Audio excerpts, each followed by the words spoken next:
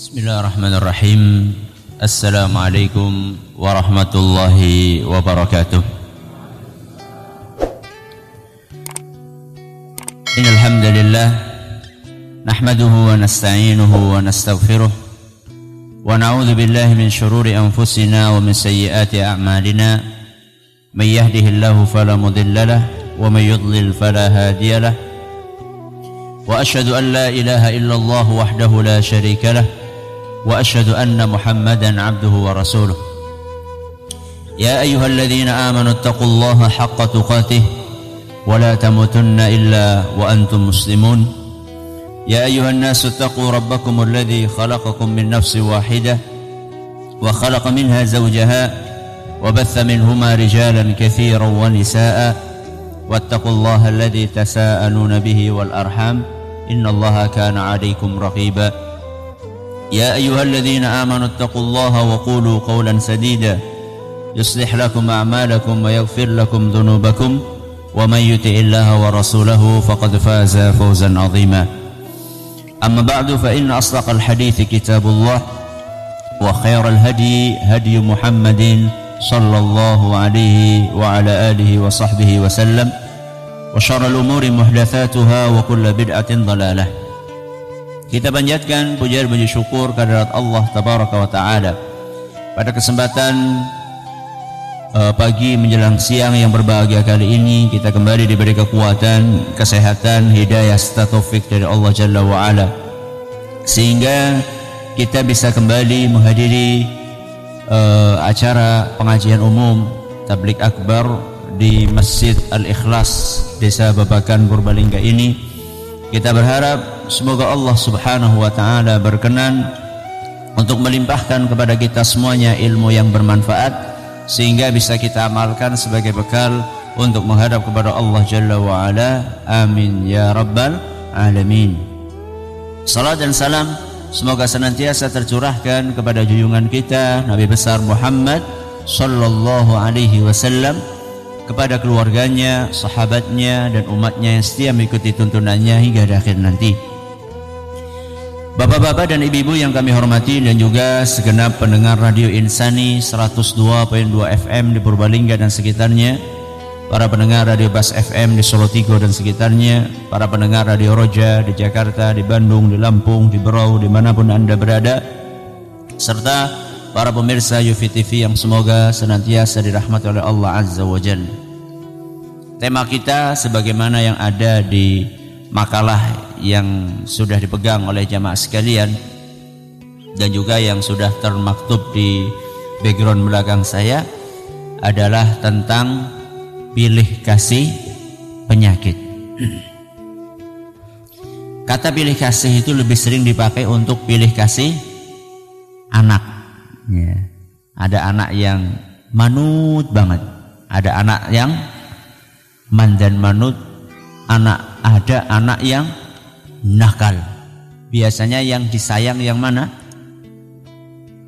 Sing manut banget. Sehingga anak yang nakal mengatakan, bapak ini pilih kasih. Yang akan kita bahas bukan pilih kasih anak, tapi pilih kasih penyakit.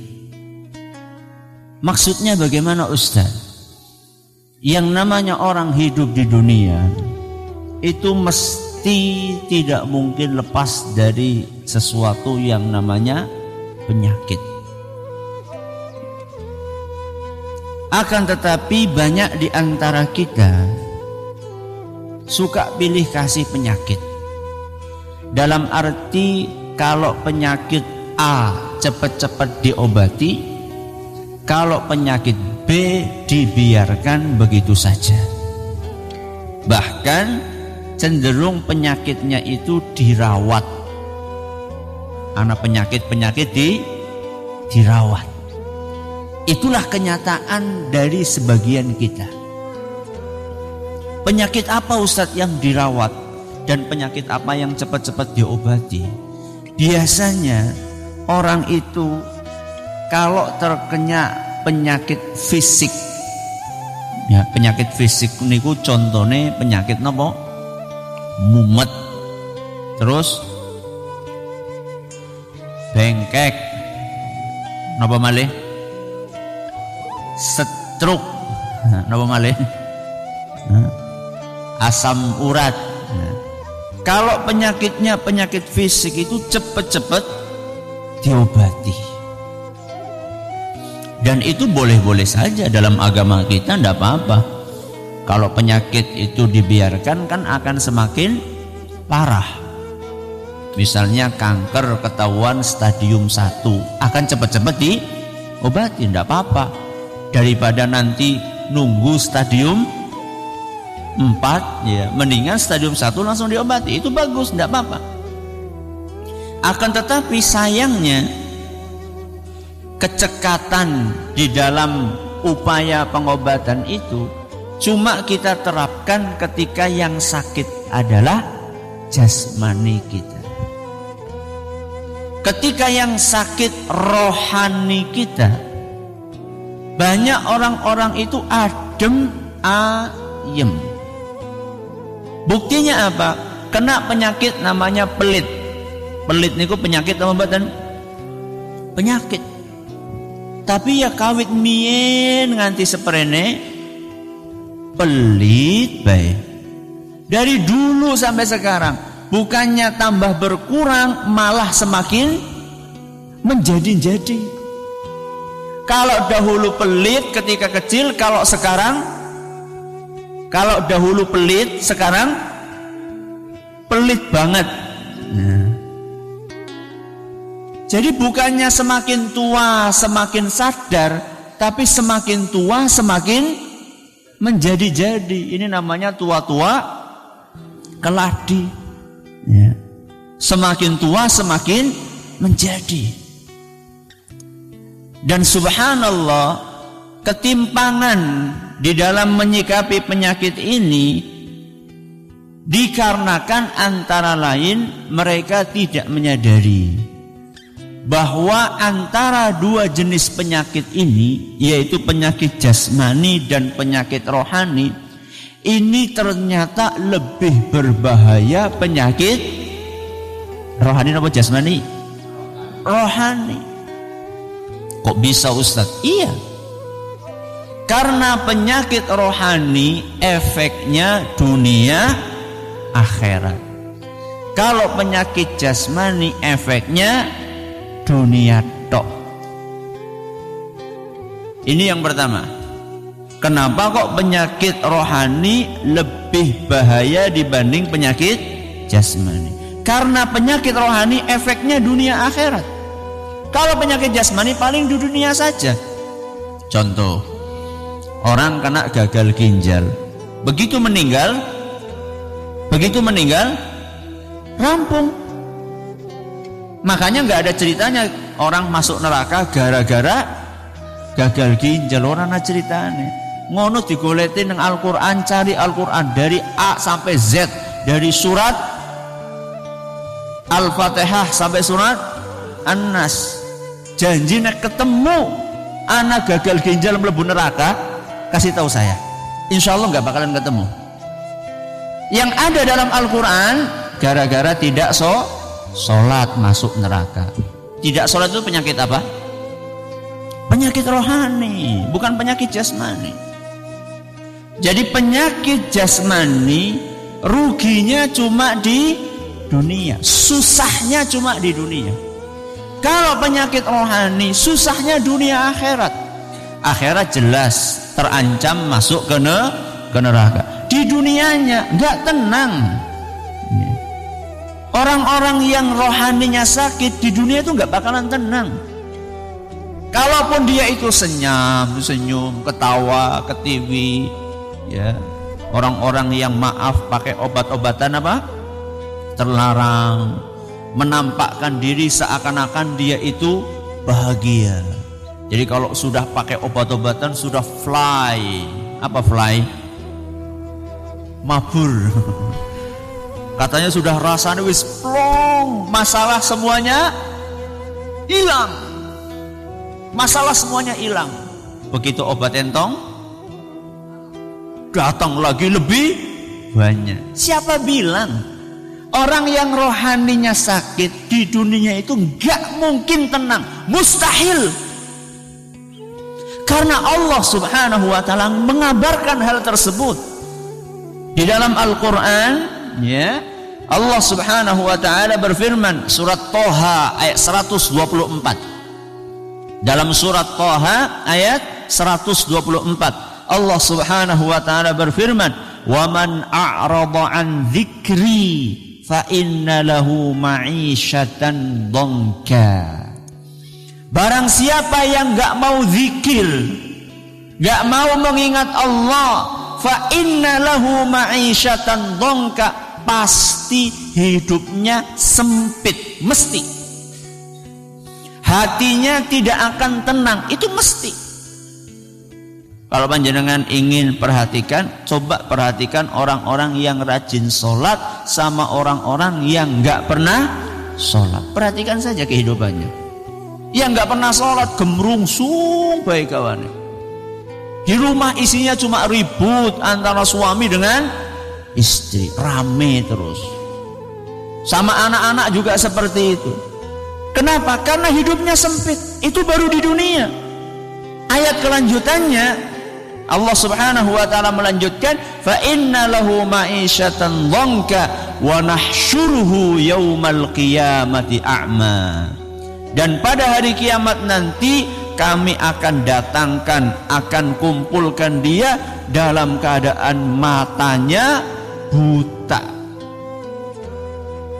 Maka dia bertanya kepada Allah, ya Rabbi, lima hasyartani a'ma wa qad kuntu basira. Wahai Rabbi, kenapa sekarang saya buta padahal dahulu saya bisa ngelihat? Jadi orang ini ketika di dunianya bisa ngelihat, begitu sampai ke akhirat oleh Allah Subhanahu wa taala dihukum dengan kebutaan. Dia bertanya, lima hasyartani a'ma wa qad kuntu basira. Wahai Rabbi, kenapa sekarang saya buta padahal saya dahulu enggak buta? Qala kadzalika atatka ayatuna fanasitaha wa kadzalika al-yauma tunsa. Allah menjawab, iya jelas, karena dahulu ketika kamu di dunia sudah dikasih peringatan, dibacakan ayat Al-Quran, dibacakan hadis Nabi SAW, engkau enggak peduli, ya gantian sekarang engkau tidak aku pedulikan. Ya, makanya hati-hati, ya. Sekarang itu sarana untuk nasihat itu banyak sekali. Ada TV, ada radio, ada majalah, ada internet. Masya Allah banyak banget. Akan tetapi sebagian orang subhanallah, nasihat itu masuk telinga kanan, keluar telinga kanan. Orang sempat apa? Orang sempat melebu. Jadi kalau masuk telinga kanan, keluar telinga kiri, dean esi anasing nyantol setitik lah ya. Ini enggak masuk telinga kanan, keluar telinga kanan, dorong melebu wis metu. Nauzubillahi min dzalik. Jadi antara penyakit jasmani dan rohani itu bahaya mana? Penyakit rohani. Penyakit rohani itu Ustadz sumbernya di mana? Penyakit rohani sumbernya di mana? Penyakit rohani itu sumbernya di mana? Di dalam hati. Penyakit rohani sumbernya di dalam hati. Seluruh penyakit rohani sumbernya ada di dalam hati. Orang nggak mau bayar zakat.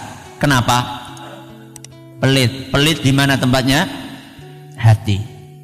Orang nggak mau nerima nasihat. Dinasehati nggak mau nerima, sumbernya dari mana? Sombong. Sombong di mana? Sombong di hati.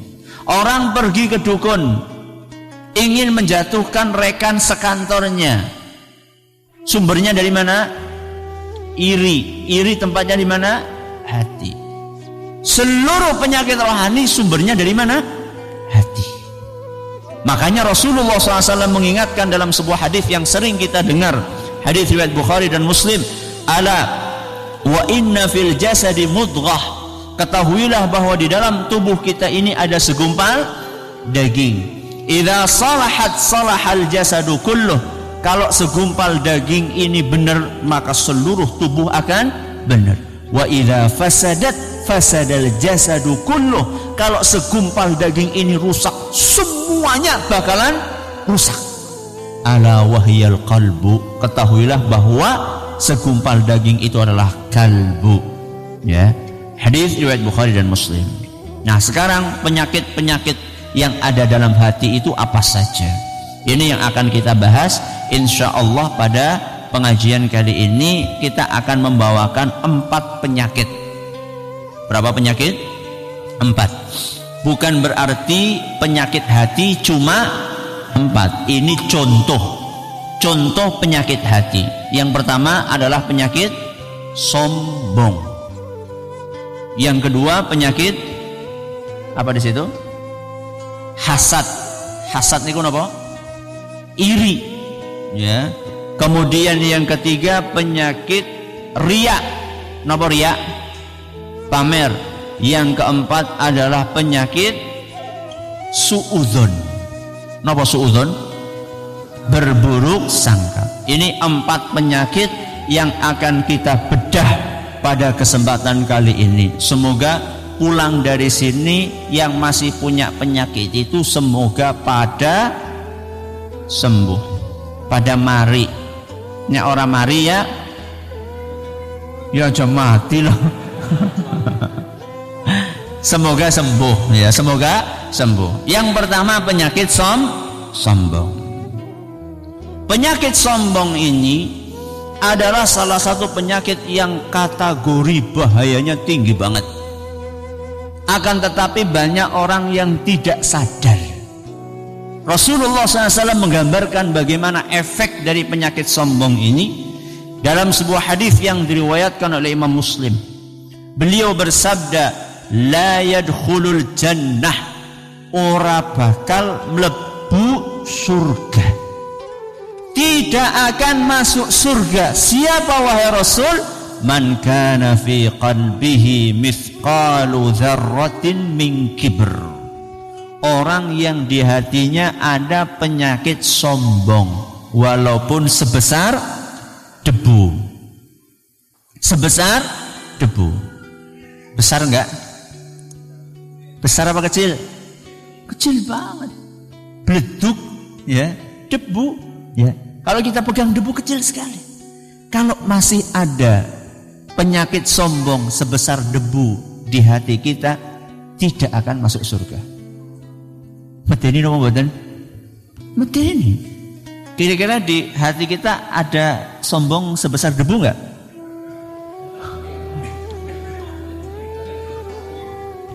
Napa pinten on? Nah. Ini ngeri loh. Ancaman dari Nabi SAW ini mengerikan. Makanya hati-hati. Makanya tadi di awal saya katakan bahwa penyakit sombong ini punya resiko yang sangat berat. Bisa menghalangi orang masuk ke dalam surga.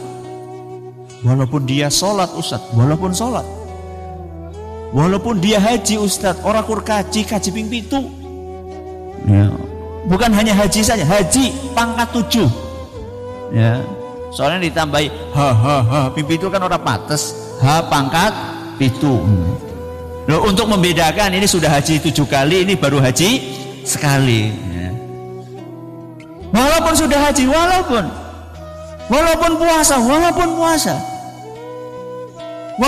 ustad ya. Na'udzubillahi min dzalik. Terus sombong itu apa Ustaz? Sombong itu apa? Karena khawatirnya bukan sombong tapi dikira sombong. Sombong dikira bukan sombong. Makanya kita harus tahu sombong itu apa. Definisinya sombong itu apa? Rasulullah SAW menjelaskan dalam sebuah hadis riwayat Muslim, al-kibru, sombong itu batarul haqqi, menolak kebenaran, wa ghamtun nasi, dan meremehkan orang lain. Berarti sombong niku napa? Menolak kebenaran dan meremehkan orang lain. Menolak kebenaran contohnya pripun Ustaz? Contohnya orang sudah dinasehati, dibawakan dalil Al-Quran, hadis Nabi SAW, perkataan para ulama, tetap baik ngotot. Ya. Ini namanya sombong. Atau seorang guru keliru diingatkan oleh muridnya, sudah benar-benar jelas-jelas keliru. 5 tambah 5 sama dengan 11 loh. Nulis genah 11. Pak guru, itu bukan 11, yang betul 10. Karena gengsi. Bocah ngerti apa wingi sore kok nembe sekolah nyong tulis ke mien sekolah. Ini menolak kebenaran. Atau orang tua ditegur sama siapa? Anaknya. Kadang-kadang orang tua masih minum pakai tangan apa? Kiri. Diingatkan sama anaknya yang masih kecil, bukannya berterima kasih malah bocah selentik. Ya. Ini namanya sombong, menolak kebenaran. Yang kedua, meremehkan orang lain. Meremehkan orang lain karena macam-macam. Mungkin orang lain itu lebih miskin dibandingkan dia. Mungkin orang lain itu kendaraannya lebih sederhana. Panjenengan pakai apa? Oh, motor yang gede, ya, Tosa. Motor yang gede Tosa. Yang sampingnya pakai sepeda ontel. Nah, kemudian meremehkan orang lain, ya, memandang sebelah mata orang lain. Atau mungkin karena rumahnya megah, yang sampingnya mewah, mepet sawah, ya. Akhirnya dipandang remeh oleh kita. Atau mungkin seorang ustadz memandang remeh siapa? Jamaah pengajiannya. Ini juga termasuk. Ini juga termasuk. Jadi sombong itu definisinya apa? Menolak kebenaran dan meremehkan orang lain. Kalau kita terjerumus kepada salah satu di antara dua ini, berarti kita terjangkiti penyakit sombong. Ustaz, sombong itu pemicunya apa? Jadi orang itu bisa kena sombong karena apa pemicunya? Macam-macam. Ya. Ada yang pemicunya karena ilmu. Ada yang pemicunya karena ilmu. Ilmunya banyak, akhirnya memandang remeh orang yang ilmunya sedikit. Ini hati-hati, ya. Makanya kalau kita semakin lama ngaji, jangan malah semakin sombong. Makanya ada pepatah yang pernah kita pelajari ketika SD itu, yang namanya padi itu semakin berisi semakin merunduk. Makanya orang-orang yang biasanya baru belajar itu parine esi kosong, mulane dengak, nek melakukan dengak terus. Itu pepatah yang lainnya, tong kosong nyaring bunyinya. Seharusnya orang semakin banyak ilmu semakin menunduk. Akan tetapi karena syaitan datang kemudian menggoda Bani Adam, ilmu yang dia miliki itu malah membuat dia sombong. Yang kedua, harta. Pemicu sombong juga apa? Harta. Makanya seperti yang saya katakan tadi, kadang-kadang ketika kita pakai kendaraan, ini saya pernah mengalami sendiri. Ya, pernah mengalami sendiri. Ada teman bawa motor baru, motor laki-laki. Saya nggak pernah pakai motor laki-laki. Biasanya pakai motor bukan perempuan. Motor bebek, ya, motor bebek. Suatu saat ada teman bawa motor laki-laki, pengen nyoba, ya. Terus diajari gini, kopling gini. Karena saya baru nggak pernah pakai kopling kan agak kagok gitu. Kemudian ternyata bisa, dari Kedung Mulu kepada Marak. Itu sudah mulai itu perasaan itu. Ya, karena kalau motor laki-laki itu nggak mungkin motor pakainya kayak gini, mesti kayak gini. Ya, mesti kayak gini kan? Ada nggak motor laki-laki kayak gini? Nggak ada, motor laki mesti kayak gini. Ya, kan kelihatan apa ya? Kelihatan gagah, walaupun orangnya nggak gagah gitu loh. Jadi kadang-kadang orang itu bukan pakai motor gede, tapi karena orangnya kecil jadi kelihatan motornya gede. Sehingga kalau motornya jatuh ngangkatnya aja nggak kuat. Ya. Pakai motor dari Kedung Wulu ke Padamara. Pulangnya masih itu ada perasaan gagah gitu loh, ada perasaan gagah. Subhanallah. Allah ingin ingatkan. Sampai di perapatan Kedung Wulu tinggal belok itu. Itu kan kalau mau pelan itu kan apa ya, saya lupa. Overcopling dan seterusnya itu kan masih belum paham. Tahu-tahu mati di tengah jalan. Di belakang ada truk, di depan ada truk. Astagfirullah. Belum tahu kalau mau jalan itu harus dipencet terus baru bisa jalan. Itu mau glak-glek. Ini yang mana? Astagfirullahaladzim. Habis itu pulangnya nuntun. Saya terus ngomong di hati, saya memang gak pantas kalau suruh pakai motor laki-laki. Sulit menjaga apa? Menjaga niat.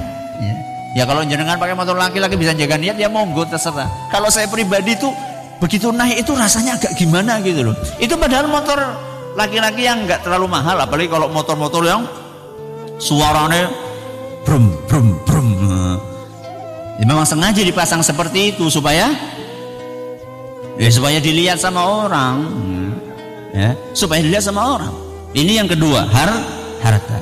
Yang ketiga, ibadah. Salah satu yang membuat orang itu pemicu sombong itu amal ibadah. Subhanallah Ustaz. Iya. Jadi orang itu kadang-kadang ketika ibadahnya tinggi, dia akan memandang remeh orang yang ibadahnya masih rendah. Contoh sholat berjamaah sudah mulai rutin. Dia mulai memandang orang yang belum sholat berjamaah, dia pandang dengan sebelah mata. Dan ini tidak boleh. Bahkan sampai-sampai mungkin keluar dari mulutnya, "Genyong tuli wis timbang waktu mesti mlebu surga."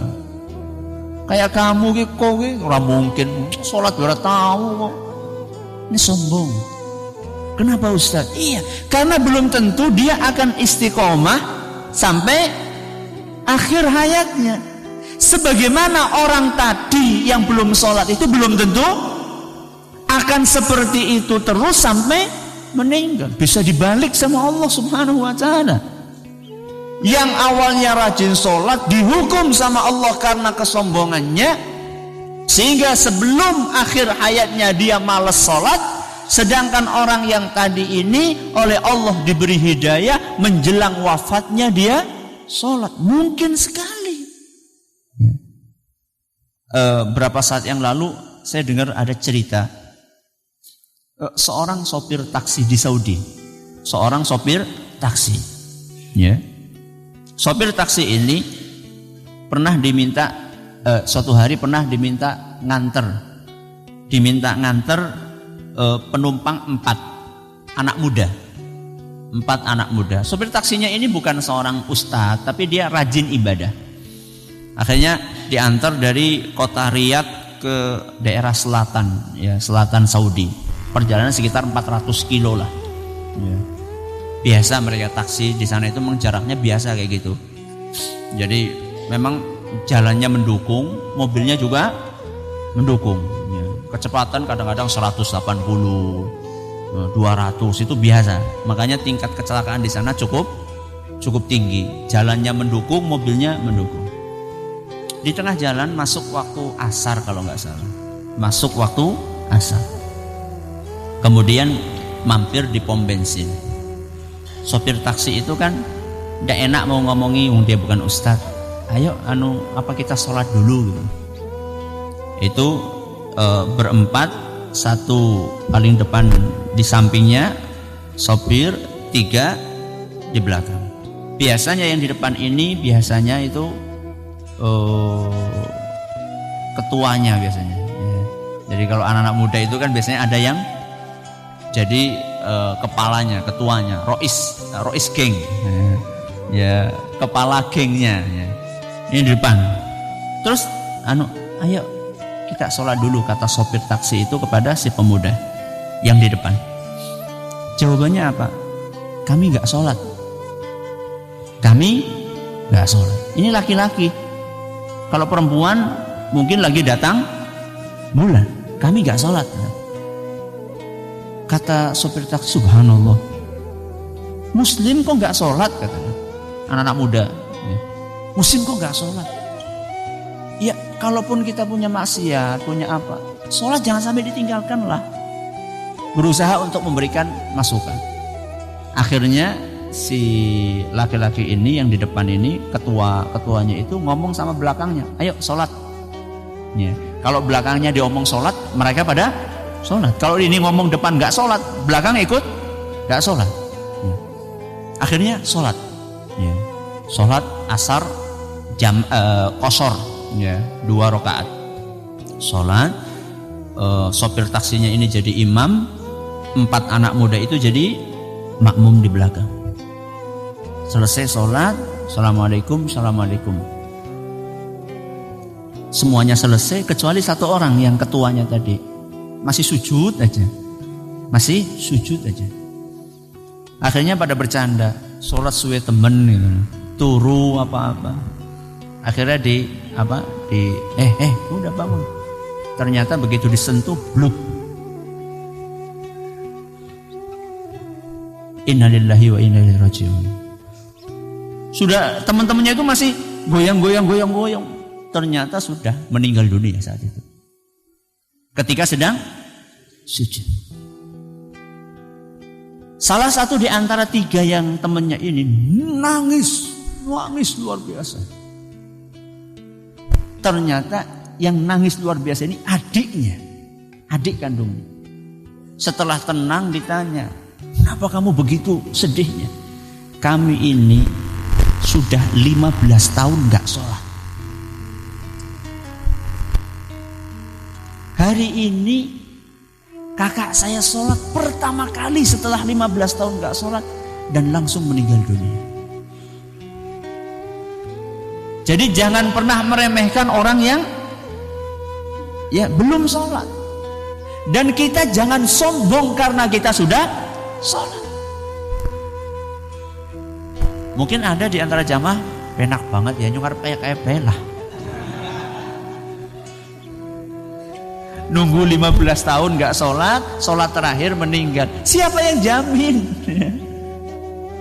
Cuman ini contoh ya, ini contoh real, contoh nyata bagaimana seseorang itu Allah bisa merubah dia dari seseorang yang bejat, yang rusak menjadi seseorang yang taat beribadah dan Allah wafatkan di atas ketaatan itu.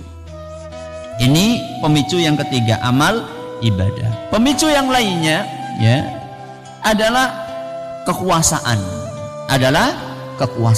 Jadi seorang punya kekuasaan, kemudian jadi sombong, mentang-mentang ya. Kemudian juga kemuliaan nasab. Ya, kemuliaan apa? Nasab. Jadi punya nasab yang tinggi, ningrat, berdarah biru, keturunan raja, keturunan ulama, keturunan Nabi SAW. Ini juga bisa memicu, bisa memicu rasa sombong. Akan tetapi bukan berarti setiap orang yang kaya mesti sombong. Bukan berarti setiap orang yang punya ilmu mesti sombong.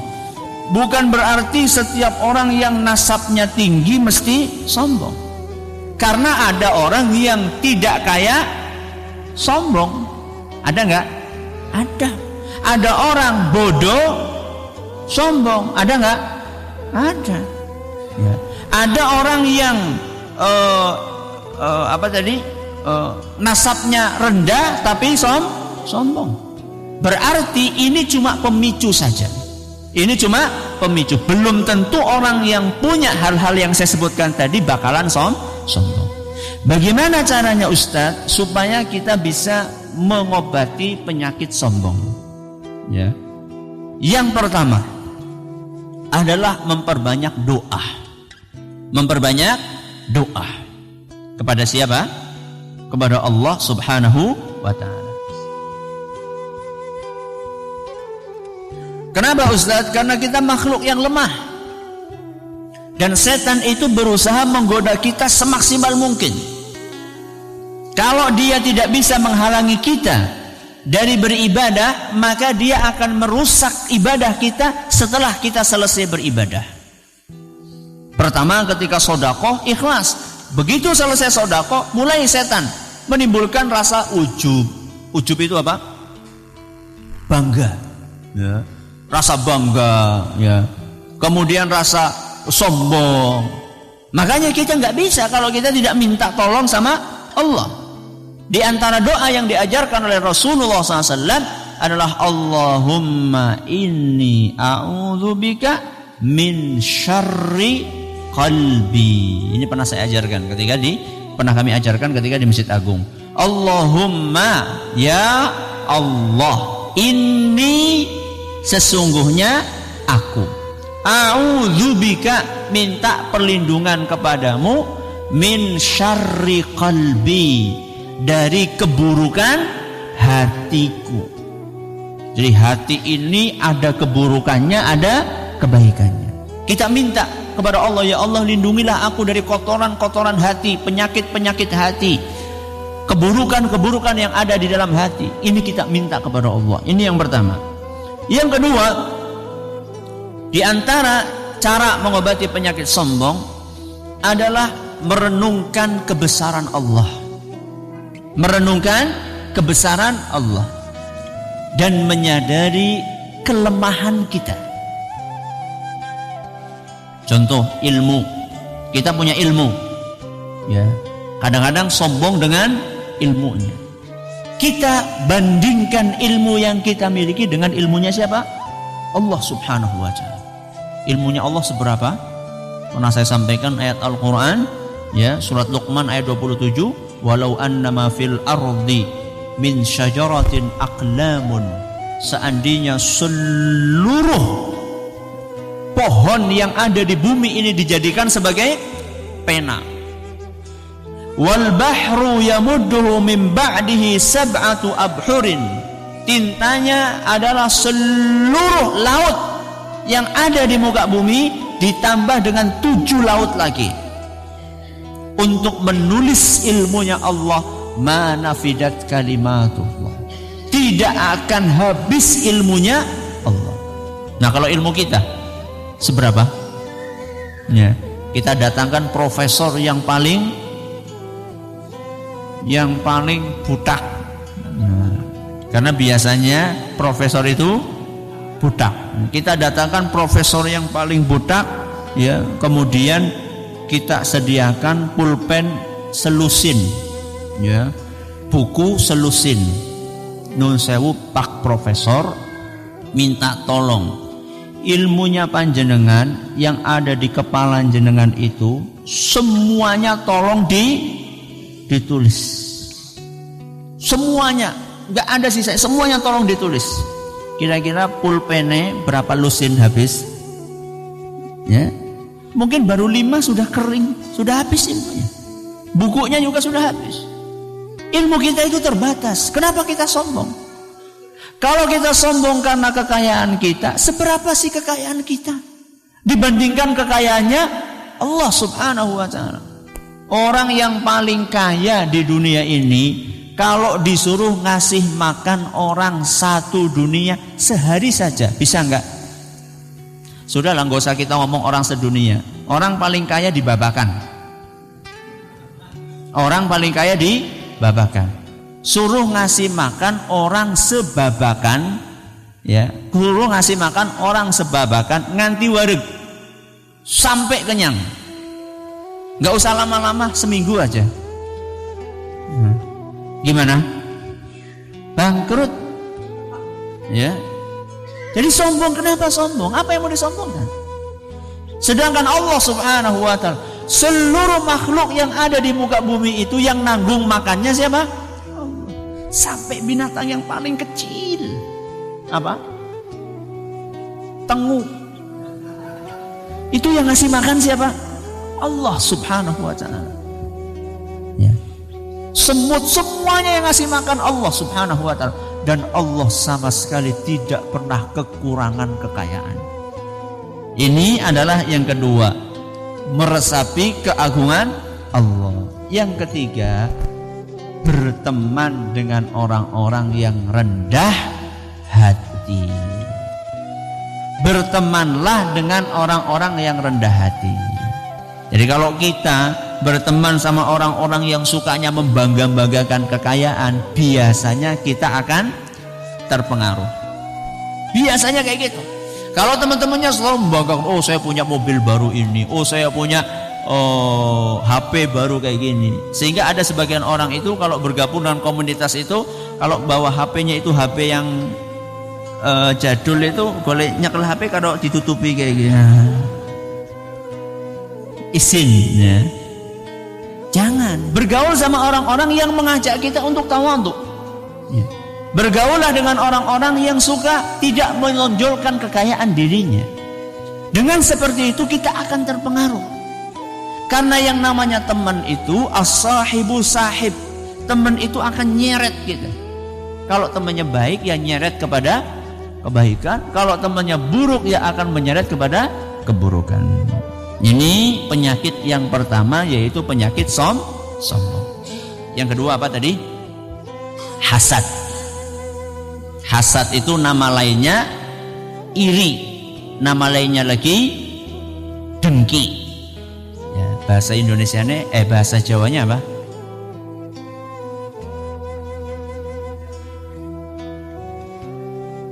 Apa? Iri, Mary, ya, iri. Ya, jadi orang, penyakit yang kedua ini adalah penyakit iri. Ya. Dan penyakit iri ini sangat jelek. Kenapa Ustaz? Karena tidak menguntungkan dunia akhirat. Tidak ada untungnya orang yang iri. Makanya perhatikan, orang-orang yang iri itu tambah ganteng apa enggak? Enggak ada untungnya kan? Iri itu enggak ada untungnya. Dia enggak tambah ganteng. Tambah ganteng enggak? Tambah ayu? Enggak. Tambah sugih? Enggak. Tambah dihormati? Enggak. Enggak ada untungnya. Di dunia ini enggak ada untungnya, malah merugikan. Orang-orang yang iri itu hatinya selalu panas. Ya, ibu-ibu sudah punya kulkas, ya. Tetangganya beli kulkas 2 pintu. Hatinya apa? Panas. Bapak-bapak sudah punya motor. Tetangganya beli motor yang lebih baru, panas. Ya, rumah sudah masya Allah, tetangganya bangun di tingkat rumahnya, hatinya panas, nggak ada tenangnya. Tapi kalau orang yang tidak iri, enak dia hatinya, nyaman.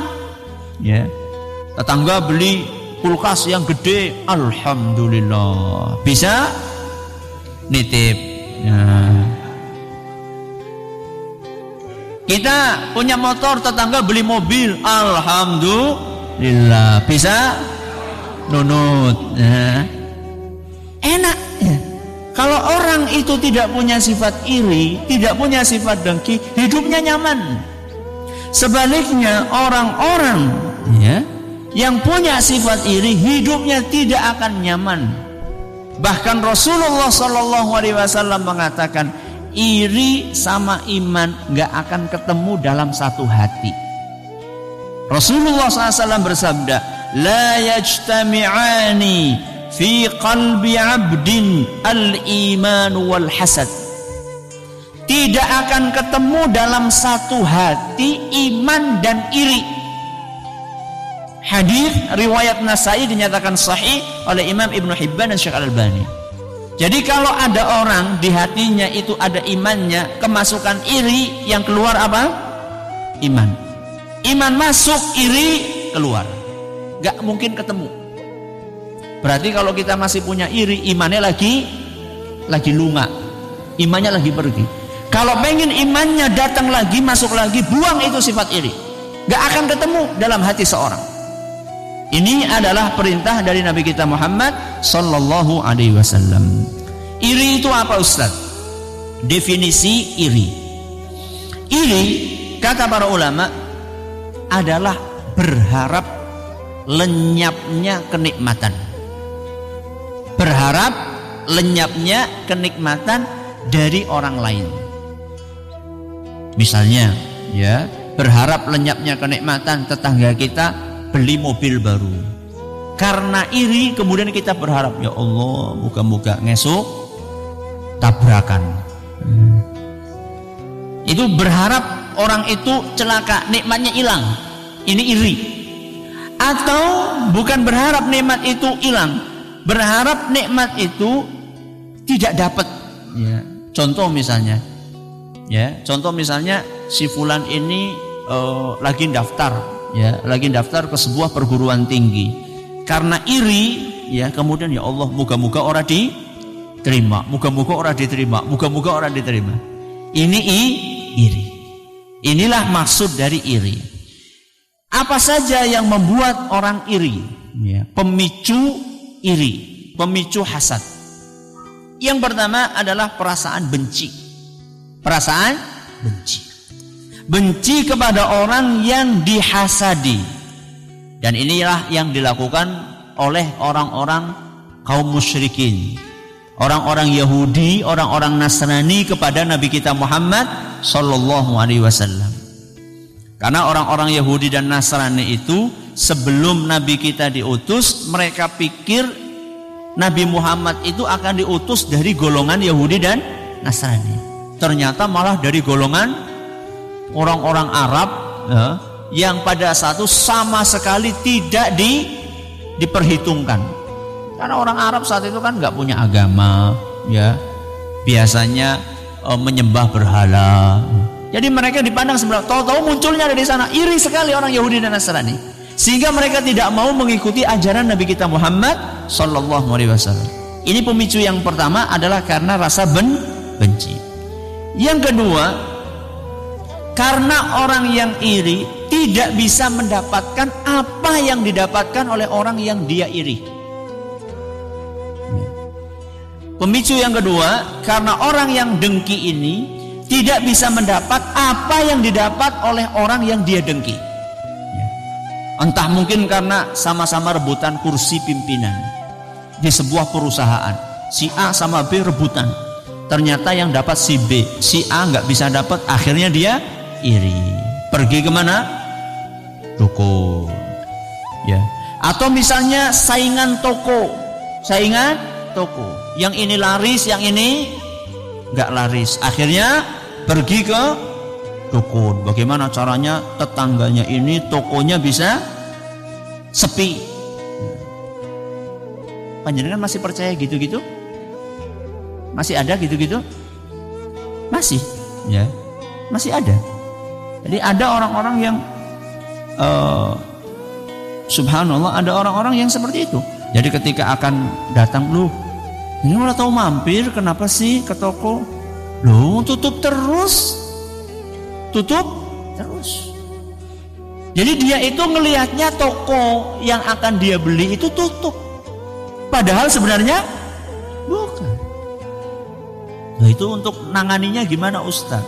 Ya, tokonya dipakai untuk baca Al-Quran. Ya, jadi sambil nunggu, sambil baca Al-Quran, bacakan surat Al-Baqarah di situ.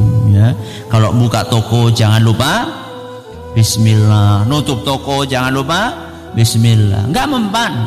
Ya, kalau panjenengan seperti itu, dukunnya bakalan tidak mempan, dan malah mungkin dukunnya bakalan datang kepada jenengan arep sinau kayak kepriwe carane.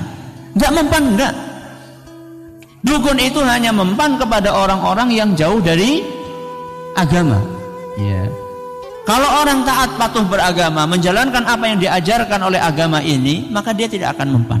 Ini karena tidak mendapatkan karunia yang didapatkan oleh orang yang dia dengki. Ini pemicu yang kedua. Pemicu yang ketiga adalah karena rakus. Karena apa? Rakus. Orang iri karena rakus. Temannya sudah dapat, dia masih tetap pengen mendapatkan apa yang didapatkan oleh temannya. Na'udzubillahi min dzalik. Sudah panen berhasil, tetangganya panen juga, iri. Padahal bedanya cuma yang ini dapat 5 ton, yang ini dapat 4,9 ton. Iri. Padahal cuma 0,1. Rakus. Ya. Ini salah satu pemicu iri. Bagaimana mengobati penyakit iri? Bagaimana mengobati penyakit iri? Yang pertama, ya, menyadari bahwa iri itu penyakit. Ini yang pertama, menyadari bahwa iri itu penyakit. Jadi kalau misalnya nggak sadar-sadar, ya mana mungkin dia akan membersihkan hatinya. Makanya saya katakan tadi, tidak sedikit orang-orang yang punya penyakit malah dirawat. Ya, punya penyakit malah dirawat. Seperti orang punya jerawat, malah dia apa? Dilus lu sing suwe ya nongkono ya, aja lunga-lunga. Itu mirip seperti itu. Jadi, orang punya penyakit kok dibiarkan karena dia tidak sadar itu penyakit. Makanya yang pertama kita harus sadar bahwa hasad ini penyakit, dan penyakit ini harus dibersihkan. Ini yang pertama. Yang kedua, berdoa kepada Allah. Doanya apa tadi? Allahumma inni a'udzubika min syarri qalbi. Ya, a'udzubika min syarri qalbi. Ada juga doa yang lebih spesifik yang Allah sebutkan dalam Al-Quran surat Al-Hasyr ayat 10. Ya. Dalam Al-Quran surat Al-Hasyr ayat 10, ini doa banyak yang insya Allah diantara kita sudah hafal. Rabbana ghfir lana wa li ikhwanina alladhina sabaquna bil iman. Terus apa? Wala taj'al fi qulubina ghillal lilladzina amanu Rabbana innaka raufur rahim. Ghillal itu artinya apa? Iri. Ya Allah, la taj'al fi qulubina, jangan engkau jadikan di dalam hati kami perasaan iri. Ini adalah kiat yang kedua. Yang ketiga adalah menguatkan iman terhadap takdir. Ini salah satu yang bisa mengobati penyakit iri. Beriman dengan takdir. Ketahuilah, sekuat apapun usaha kita untuk menghalangi seseorang mendapatkan sesuatu, kalau Allah berkehendak tidak mungkin kita bisa menghalangi. Contoh, panjenengan pengen nikah sama si A misalnya, ya, sama wanita namanya si A, bunga desa, ya, seorang bunga desa. Ternyata yang ngelamar si A ini banyak sekali. Panjenengan mau berusaha bagaimana caranya supaya dia panjenengan dapatkan. Kalau Allah berkehendak jenengan nggak dapat, ya nggak bakalan dapat. Jadi mau pakai santet, mau pakai apa namanya itu, pelet, ya, tahu pelet? Bukan makanan lele, ya. Panjenengan mau pakai apa saja, kalau memang Allah berkehendak dia nikahnya bukan sama jenengan, nggak akan bisa. Ini iman dengan takdir. Ketika seorang beriman dengan takdir, maka dia akan dibantu untuk mengusir penyakit iri. Yang keempat, dan ini yang paling berat, ya, yang paling berat adalah berbuat baik kepada orang yang kita dengki. Berbuat baik, wabut Pak nih. Semakin kita dengki, semakin kita berbuat baik sama dia. Bisa nggak? Makanya saya katakan apa? Berat, tapi efeknya luar biasa. Jadi kalau nafsu kita ini mendorong untuk memfitnah orang yang kita dengki, malah kita memaksa lisan kita untuk memuji-muji dia. Ini Masya Allah. Misalnya ada kecemburuan, ya, ada kecemburuan antara dua orang yang sedang mengincar satu jabatan. Bawaannya kalau sudah cemburu pengennya menjatuhkan, tapi berusaha untuk mengangkat. Ketika ditanya, gimana menurut kamu si A? Ya, ditanya sama atasannya tentang rekan saingannya itu, bagaimana menurut kamu si A? Lisan itu pengen ngomong, oh pak si A pancen ketone si apik, padahal jelek, dia itu suka ini, pengennya kayak gitu.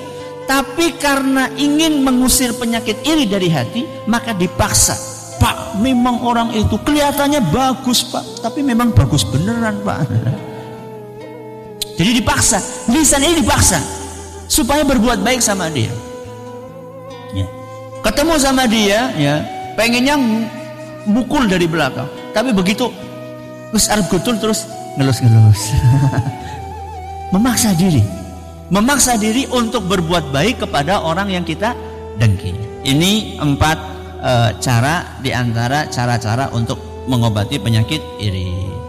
Berikutnya penyakit yang ketiga.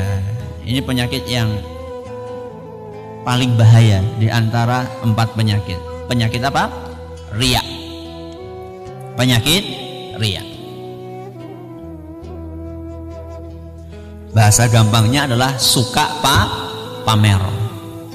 Penyakit riya ini adalah salah satu penyakit yang sangat dikhawatirkan oleh Rasulullah SAW. Sangat dikhawatirkan menjangkiti umatnya. Makanya beliau pernah mengatakan, inna akhwafa ma akhafu alaikum asyirkul asghar. Sesungguhnya penyakit yang paling aku takutkan menjangkiti kalian adalah penyakit namanya syirik asghar. Asghar itu apa? Kecil. Qalu wa ma syirkul asghar. Mereka bertanya, apa syirik kecil itu wahai Rasul? Beliau mengatakan ar-riya. Syirik kecil itu adalah riya.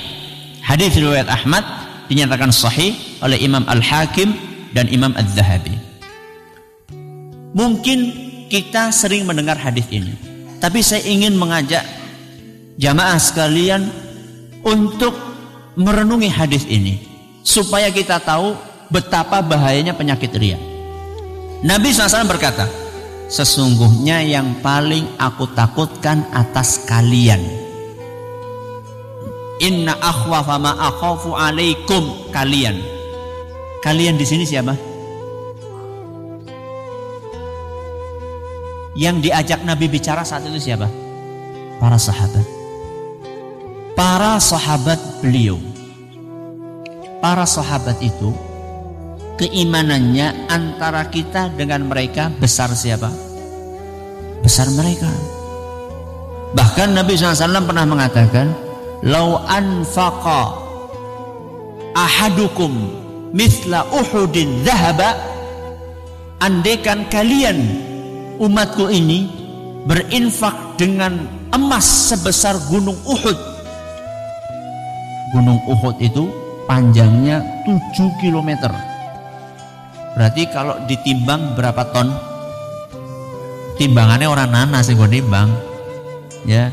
Kalau kita punya emas panjangnya sepanjang gunung Uhud, kemudian semuanya kita infakkan, kata Nabi SAW, ma balagha mudda ahadihim wala nasifahu. Pahala yang kalian dapatkan itu tidak bakalan mengalahkan pahala sedekahnya sahabat, walaupun cuma 1 genggam atau setengah genggam. Jadi kalau kita punya emas sebesar gunung Uhud, kita infakkan, pahalanya tidak akan mengalahkan pahalanya sahabat yang infak cuma 1 genggam. Itulah keimanan para sahabat. Nabi takut sahabat terjerumus riya. Kalau Nabi saja takut para sahabat, lah kita. Kalau kita nggak takut riya, itu namanya terlalu. Kalau kita ini merasa, masa kayak nyong riya, ya orang mungkin lah. Itu keterlaluan itu. Ya. Riya itu apa Ustaz? Riya, ya, diceritakan oleh para ulama kita adalah menampakkan ibadah dengan maksud supaya dilihat sama orang. Menampakkan ibadah dengan maksud supaya dilihat sama orang dan dipuji oleh mereka. Menampakkan ibadah dengan maksud supaya dilihat orang dan dipuji sama mereka. Itu arti dari riya. Perhatikan, masing-masing kata ini mengandung makna. Menampakkan ibadah kepada orang lain supaya dilihat dan dipuji sama mereka. Menampakkan berarti nyengaja memperlihatkan. Kepada siapa? Orang lain. Kalau memperlihatkan kepada Allah gimana? Riya atau bukan? Ya enggak, Allah enggak usah kita perlihatkan, Allah tahu. Menampakkan ibadah kepada orang lain dengan maksud untuk dipuji. Nah sekarang, kalau ibadah kita kelihatan sama orang lain, boleh nggak? Kalau panjenengan nggak kelihatan, mau sholat jamaah gimana nggak kelihatan? Sekarang saya tanya, panjenengan ini ngaji ini kelihatan apa enggak? Riya dong. Riya enggak? Riya apa enggak? Enggak. Tergantung. Jenengan tadi niatnya apa? Niatnya supaya dilihat, apa niatnya pengen dapat ilmu? Ya. Kemudian ada ibadah-ibadah yang enggak mungkin disembunyikan. Contoh kayak sholat berjamaah ngaji seperti ini, azan. Azan coba azan. Azan itu suaranya mesti kedengaran. Oh Ustaz, biar enggak riak, aku azannya lilian baik. Bisik-bisik azannya. Allahu Akbar, Allahu Akbar. Gak bisa, itu syiar. Kalau syiar ya harus kelihatan. Yang penting niatnya dijaga. Dan riya ini punya bahaya yang sangat besar. Punya bahaya yang sangat besar. Di antara bahaya riya adalah akan menyebabkan seorang masuk ke neraka pertama kali nanti pada hari kiamat. Di orang yang masuk ke neraka pertama kali bukan pencuri, bukan pemabok, bukan tukang judi, bukan pembunuh, bukan koruptor. Tapi orang yang masuk neraka pertama kali nanti pada hari kiamat ada berapa orang? Ada 3 orang. Dan 3 orang ini kelihatannya baik semuanya. Yang pertama adalah tukang ngaji. Yang kedua tukang sodakoh. Yang ketiga tukang jihad. Ya, utuh tukang mabok, utuh tukang judi, utuh tukang mabok, judi, zina, bukan. Tapi orang yang suka ngaji pertama, yang kedua orang yang suka sodakoh, yang ketiga orang yang suka jihad. Ini yang 3 kali bakal masuk neraka pertama kali. Kan repot kalau kayak gitu. Nah, jangan keluar dulu kalau belum selesai. Nah, tolong dijaga panitia, jangan ada yang keluar. Nah, saya khawatirnya nanti setelah pengajian ini nggak mau ngaji. Nah, belum selesai. Tukang ngaji ini dipanggil sama Allah Subhanahu wa taala pada hari kiamat. Ditanya sama Allah, apa yang kamu kerjakan dulu ketika di dunia? Wahai Rabbi, ketika di dunia kami ngaji, belajar agama, membaca Al-Quran karena mengharapkan ridhomu ya Rabbi. Maka kemudian Allah Subhanahu wa ta'ala mengatakan, kadzabta, engkau bohong, engkau dusta. Engkau itu dahulu ketika di dunia ngaji supaya kamu itu dipuji sama orang, liyuqala qari', supaya dikatakan qari Al-Quran. Wa ta'allamtal ilma liyuqala alim, dan engkau belajar ilmu agama supaya dikatakan alim, ulama, ustaz, kiai. Wa qad qila, seluruh julukan-julukan itu sudah kamu dapatkan semuanya. Yang kamu cari sudah kamu dapatkan ketika di dunia. Itu yang kamu cari sudah. Fa umira bihi fasuhiba ala wajhihi fa ulqiya finnar. Diseret mukanya itu, telungkup diseret, dilemparkan ke neraka. Ini manusia yang pertama. Tukang ngaji. Yang kedua dipanggil tukang sedekah. Ketika ditanya, kamu sudah dikasih harta begitu banyak, apa yang kamu lakukan? Ya Rabbi, setiap ada peluang untuk sedekah, saya selalu sedekah, mengharapkan ridhomu ya Rabbi. Ada orang miskin datang kasih, janda datang kasih, yatim datang kasih, masjid datang kasih, sekolah datang kasih, pondok datang. Ada peluang untuk infak, saya infak karena mengharapkan ridhomu ya Allah. dikatakan oleh Allah, kadzabta, bohong. Kamu lakukan itu supaya kamu dikatakan dermawan. Wa qad qila, dan kamu sudah dapatkan gelar itu ketika di dunia. Kemudian diseret masukkan ke neraka. Yang ketiga, jihad. Orang yang jihad ditanya, kamu dulu gimana di dunia? Punya tubuh yang sehat, yang kuat untuk apa? Untuk jihad ya Rabbi fi sabilillah, mencari ridhamu ya Allah. Bohong. Kamu itu dulu berjihad supaya dikatakan pemberani, perkasa, kuat, hebat, dan itu sudah kamu dapatkan semuanya, maka diseret ke neraka. Ketika kita mendengar hadis seperti ini, jangan membuat kita ngeper untuk ngaji, ya, untuk sedekah dan untuk berjihad. Anda sebagai orang, lah, nak kayak gue tanyong repot gitu, ngesuk-ngesuk mau ngaji, enggak. Jadi ketika kita mendapat seperti ini adalah melatih kita untuk memperbaiki niat. Karena 3 orang itu salahnya itu bukan ngajinya, bukan sedekahnya, bukan jihadnya. Salahnya apa? Niatnya. Itulah bahayanya riya. 3 orang ini semuanya gara-gara riya, akhirnya dimasukkan ke neraka. Jadi ketika kita baca hadis ini, jangan kemudian kita menjadi ngedrop, tapi kita terus beribadah sambil memperbaiki niat. Ini yang pertama. Yang kedua, ketika kita baca hadis-hadis seperti ini, jangan kita gunakan hadis ini untuk menghukumi orang lain, tapi gunakan untuk introspeksi. Contoh, ada orang rajin ngaji terus, GG calon penghuni neraka nomor 1 G. Ya. Atau ada orang sedekah, calon penghuni neraka nomor 2. Bukan seperti itu. Jadi ketika ada hadis, itu bukan kita gunakan, ya, untuk menghukumi orang lain. Oh, kamu seperti ini, kamu seperti ini. Tapi digunakan untuk introspeksi diri. Jangan sampai gajah di pelupuk mata tidak tampak, kuman di seberang lautan tampak. Jangan sampai seperti itu. Ini riya. Apa Ustaz yang memicu orang riya?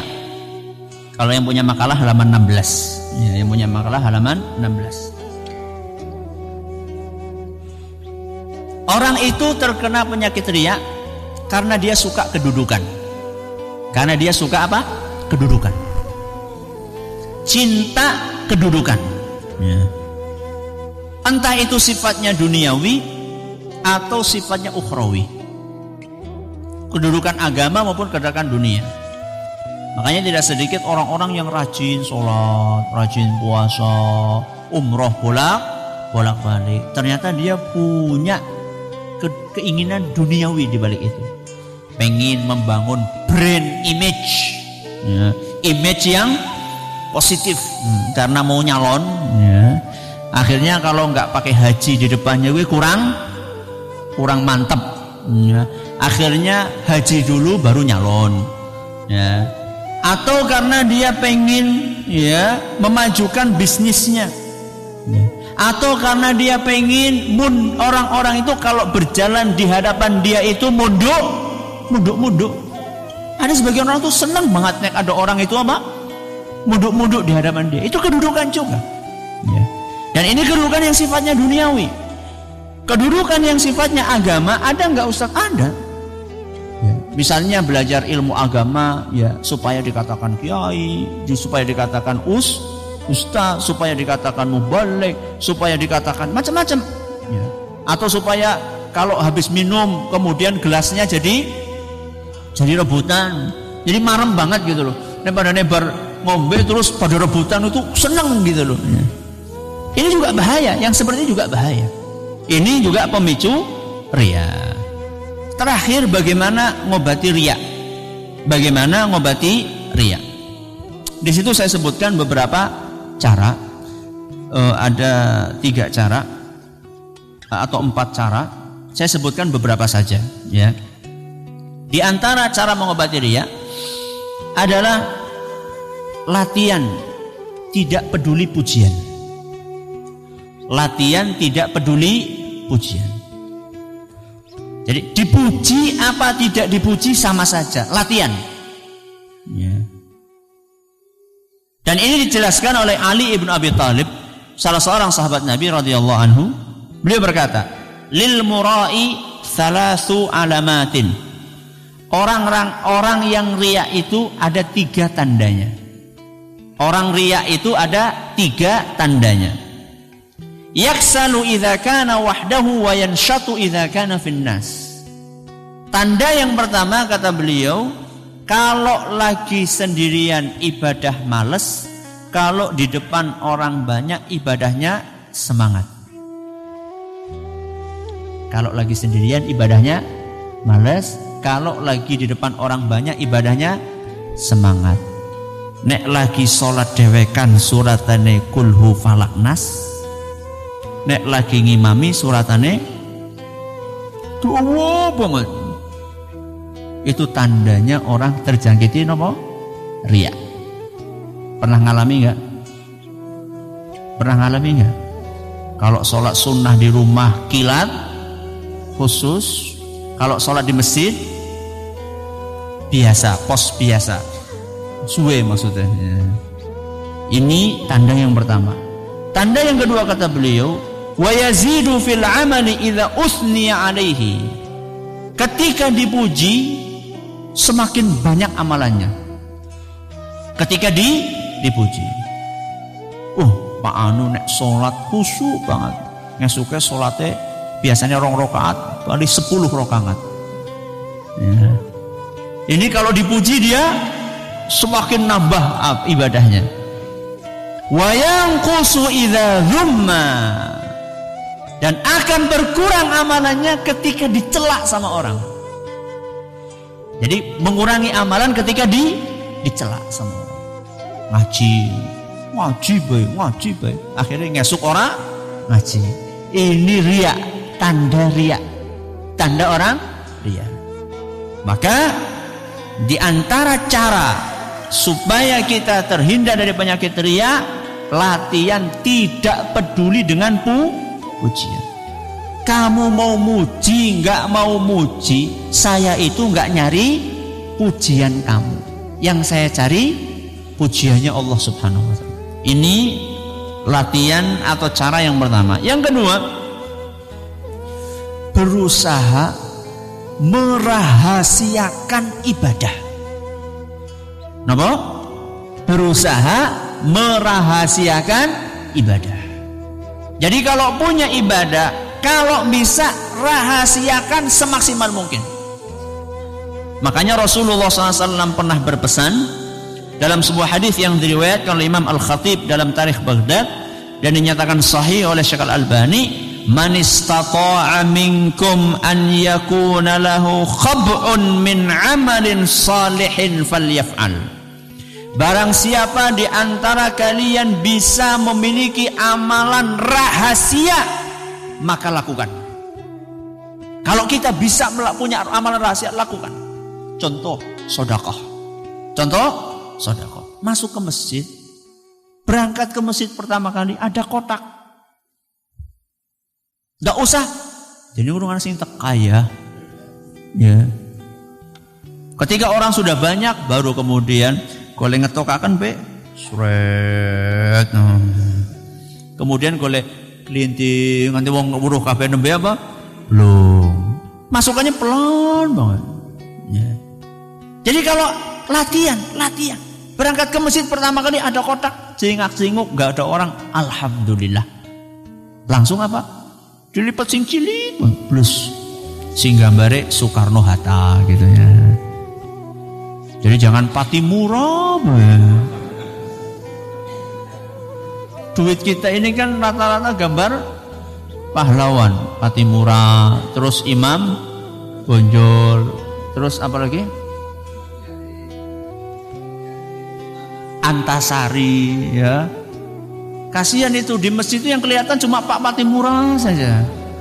bawa golok terus. Yang Soekarno malah nggak pernah. Iya pernah tapi jarang. Proklamator kasihan loh, masa proklamator nggak pernah kelihatan? Yang kelihatan cuma Patimura terus gitu loh. Jadi kalau pas lagi bawa duit banyak gitu ya, masuk ke masjid pertama kali infak, sembunyi, jangan ada yang tahu. Sholat juga kalau gitu, makanya sholat sunnah itu afdolnya dilakukan di mana? Di rumah. Sholat sunnah afdolnya dilakukan di rumah. Tahajud, duha, ya. Bahkan qobliyah dan ba'diyah. Kalau tidak takut ketinggalan imam, kalau tidak takut masbuk, afdolnya dilakukan di rumah. Karena di rumah itu selain untuk mengisi rumah kita dengan ibadah, juga lebih bisa menjaga keikhlasan. Ya. Itu kemudian haji, ya, umroh, kalau bisa nggak usah rame-rame. Ya. Para ulama kita dahulu ketika akan haji paling ya cuma ngasih tahu orang terdekatnya saja, ya, ngasih tahu orang terdekatnya karena mungkin rumahnya mau dititipkan, ada tamu, ada apa. Setelah itu berangkat. Tahu-tahu setelah karena dulu kan lama ya, perjalanannya lama, hajinya lama, pulangnya lama. Tahu-tahu 2 bulan nggak kelihatan, tahu-tahu datang. Udah, nggak woro-woro. Ya. Nggak kayak di negeri kita ini, masya Allah. Ya. Kalau mau berangkat haji saja jalanan macet. Masing-masing bawa truk. Nah, kalau jamaah haji Purbalingga berapa orang? 200, nyampe nggak? Ya, sekitar 200, nggak tahu berapa orang. Misalnya 200 saja, berarti kan 200 truk. Jalanan macet. Ya. Ini berangkat sudah berangkat. Dirahasiakan. Ya. Kalau kita punya amalan yang bisa kita rahasiakan, rahasiakan. Bahkan para ulama kita dahulu sampai istrinya saja nggak tahu. Saking apanya? Saking perimpennya di dalam merahasiakan amalan. Ada sebagian ulama pas lagi ngaji kayak gini, malam-malam tahu-tahu listrik mati. Pet. Ya. Bukan listrik, ding. Ini ulama salaf. Ini apa namanya? Sendir. Sendir ini cerita zaman dulu belum ada listrik. Ya. Tahu-tahu mati kena angin. But. Ya. Kalau mati kan langsung sibuk pada apa gitu. Kalau biasanya kalau mati listrik langsung gitu ya. Ada cuma cak. Akhirnya ada seorang yang memperbaiki itu. Di dalam kegelapan itu ternyata ada seorang ulama yang memanfaatkan waktu itu untuk berzikir kepada Allah sampai nangis. Ya, ketika gelap-gelapnya orang lagi pada sibuk jadi zikir astagfirullah sampai nangis. Begitu tahu akan nyala langsung apa? Diusap, dilap sampai kelihatan kayak orang nggak nangis. Ya. Begitu nyala sudah nggak ada orang yang tahu kalau dia itu nangis. Ada ulama yang lain sedekah, kalau nggak salah Zainal Abidin. Ya, ini sering saya bawakan cerita ini. Zainal Abidin adalah orang yang sangat dermawan. Kalau malam-malam, tengah malam, dia mesti keluar dari rumahnya. Jam 12 malam orang pada tidur, dia keluar dari rumahnya, masuk ke gudang yang ada di rumahnya, ngambil karung, ya, gandum, makanannya gandum.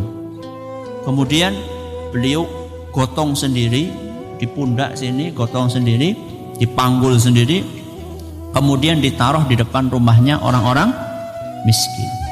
Tok, taruh, terus cepat-cepat pergi. Besoknya gitu lagi.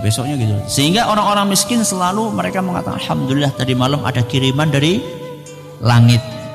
Semuanya nggak tahu siapa yang sedekah. Taruh. Sampai suatu saat ada perampok. Nodong Zainal Abidin yang mau sedekah. Zainal Abidin ini orangnya gede, kuat. Begitu mau dirampok kayak gitu, malah sekalian sama dia karungnya itu dibluk. Nah, dilemparkan sama itu, akhirnya nggak bisa ngapa-ngapain. Nah, ketika ngelemparkan itu, tutup mukanya itu lepas. Sehingga ketahuan bahwa dia itu Zainal Abidin. Perampoknya sudah maaf. Ya, kamu saya maafkan. Tapi syaratnya satu. Jangan cerita.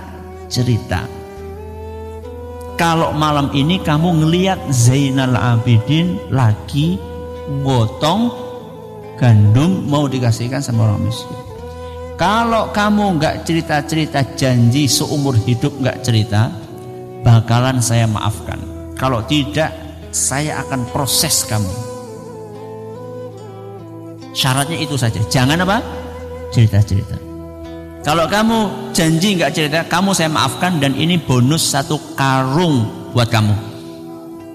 Bayangkan, sudah dirampok malah dikasih bonus, malah ngasih bonus. Akhirnya betul, ya nggak cerita-cerita sampai suatu hari Zainal Abidin ini meninggal dunia. Ketika meninggal dunia dimandikan, yang mandikan istrinya. Ketika dimandikan sama istrinya heran. Kenapa kok punggung suaminya ini hitam? Ngapal. Kenapa bisa hitam punggungnya? Nggak ada yang tahu. Istrinya aja nggak tahu. Bayangkan. Akhirnya ada si mantan perampok itu, karena khawatir nanti ada yang suudzon atau apa, akhirnya dia bersaksi bahwasanya Zainal Abidin ini kenapa bisa hitam pundaknya, karena setiap malam selalu gotong gandum dibagi-bagikan kepada orang. Baru istrinya aja baru tahu saat itu. Ini bagaimana beliau merahasiakan amalan. Dan dia merasa nikmat diketahui sama Allah. Sudah nikmat cukup, Allah tahu itu sudah cukup. Karena yang ngasih pahala siapa? Allah. Makanya pada hari kiamat nanti, orang-orang yang riya dikatakan sama Allah, kalau kamu mau nyari pahala sana, pergi sana. Sama orang yang dahulu kamu riyai. Minta pahala sama sana. Pahala itu Allah yang ngasih. Makanya Zainal Abidin dan ulama-ulama kita yang lainnya dilihat sama Allah sudah cukup, nggak perlu dilihat sama orang lain. Ini adalah yang kedua, latihan apa? Latihan menyembunyikan amalan. Walaupun ada beberapa amalan yang nggak mungkin disembunyikan, kayak tadi apa contohnya? Sholat jamaah, ngaji, terus azan, itu memang nggak bisa disembunyikan, itu nggak apa-apa. Yang penting menjaga niat. Kemudian berdoa, doanya yang tadi yang saya katakan, Allahumma inni a'udzubika min syarri qalbi. Yang terakhir, penyakit yang terakhir adalah penyakit namanya suudzon. Apa artinya suudzon? Berburuk sangka. Penyakit ini efek negatifnya terasa sekali dalam kehidupan sehari-hari. Bisa memisahkan antara adik dengan kakak, bisa membuat perceraian antara suami dengan istri, bahkan bisa membuat peperangan antara dua negara gara-gara suudzon. Ustaz, memiliki prasangka boleh atau tidak? Boleh, tapi yang tidak boleh adalah berburuk sangka berlebihan. Ya, berlebihan berburuk sangka. Makanya dalam Al-Quran surat Al-Hujurat ayat 12 Allah subhanahu wa ta'ala berfirman, ya ayyuhalladzina amanu, wahai orang-orang yang beriman, ijtanibu katsiran minadh-dhanni, jauhilah kebanyakan prasangka. Inna ba'dadh-dhanni itsmun, sebagian prasangka itu dosa. Ini yang dijelaskan oleh para ulama. Apa itu suudzon? Apa itu suudzon? Suudzon itu, kalau yang punya makalah halaman 22, ya. Suudzon itu adalah mendahulukan prasangka buruk atas prasangka baik. Jadi mendahulukan prasangka buruk atas prasangka baik. Walaupun peluangnya sama antara yang buruk sama yang baik itu. Contoh, panjenengan punya teman, panjenengan yakin teman ini baik. Dia bukan tipe orang yang neko-neko, dia juga gak pernah ngerokok. Tahu-tahu suatu hari ketemu sama jenengan, kok bau apa? Bau rokok. Maka itu timbul dua prasangka. Yang pertama, teman ini sudah jadi perokok. Yang kedua, mungkin teman ini tadi di bis duduk di samping orang yang merokok. Ini dua kemungkinan. Kalau panjenengan katakan mesti jadi perokok, itu namanya suudzon. Tapi kalau kita mungkin. Dan ini pernah dialami oleh seorang ulama, Syekh bin Baz rahimahullah. Diceritakan ada seorang datang ke beliau bertanya, bau bajunya itu bau apa? Rokok, bau asap. Kemudian sama seorang yang di sampingnya dikatakan, Syekh, kenapa kamu gak nasihatin dia? Bau rokoknya itu loh ketahuan sekali, dia mesti ngerokok ini. Kata beliau apa? Belum tentu, bisa jadi tadi dia kesini duduk di samping orang yang merokok. Jangan suudzon. Kalau bisa usahakanlah kita berusaha untuk husnudzon. Tapi kalau waspada itu suudzon bukan? Ya enggak. Waspada bukan suudzon. Contoh, ada sales datang. Ada sales. Maaf kalau di sini ada sales ya. Sales itu biasanya pinter banget.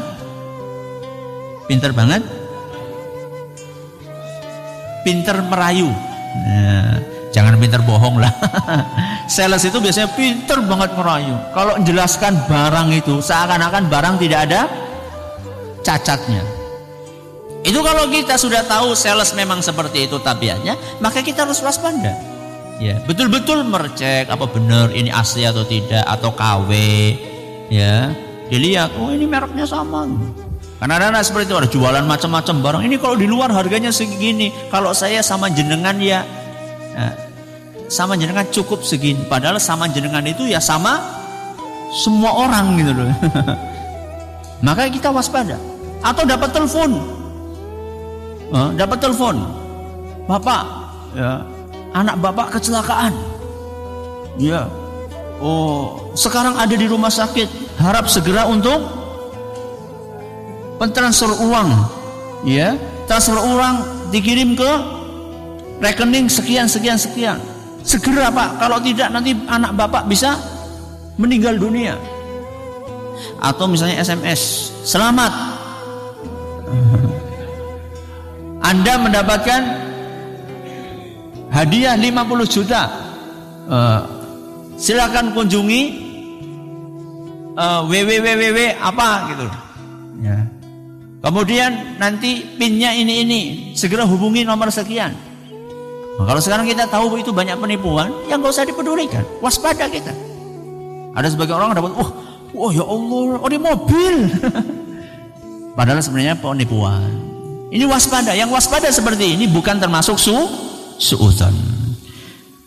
Nah, suudzon ini, ya, bagaimana bisa mengatasi suudzon? Ya, cara mengatasi suudzon. Halaman 24. Yang pertama, mengatasi suudzon adalah melatih diri untuk husnudzon.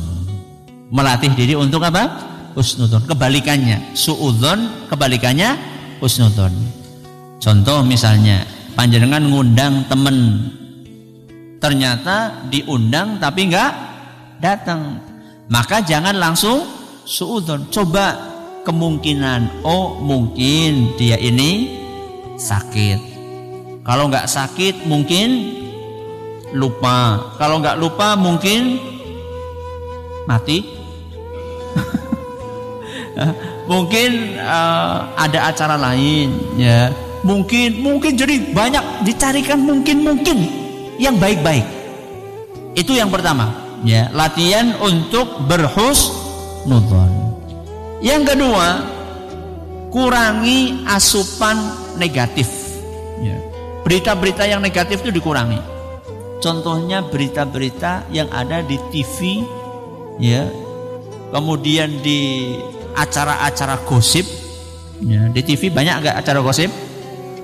Dan ratingnya biasanya tinggi, ya. Nah, kalau kita terbiasa gitu dengerin itu gosip-gosip kayak gitu, nanti lama-lama kita ikut-ikutan suka suudzon, gosip. Ini yang kedua. Yang ketiga, dapat berita itu jangan cepet-cepet ditelan mentah-mentah. Cek dan recheck, ya.